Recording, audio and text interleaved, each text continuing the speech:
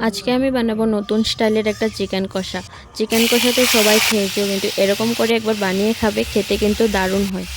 কড়াতে তেল দিয়ে তেলটা গরম হওয়ার পর ধুয়ে রাখা চিকেনগুলি দিয়ে নুন, হলুদ আর একটা গোটা টমেটো দিয়ে হালকা ভেজে উঠিয়ে নেব।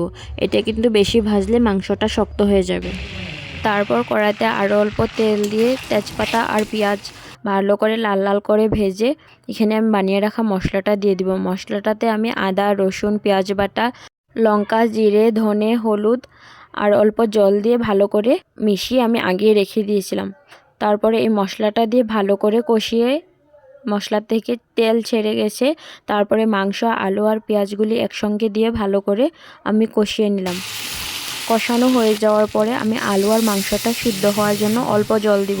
এখানে কিন্তু আমি বেশি জল দিব না, এটা কষা বানাচ্ছি। ঝোলটা ফুটে আসার পর গরম মশলা দিয়ে নামিয়ে নিলেই এই চিকেন কষাটা রেডি। Thanks for watching.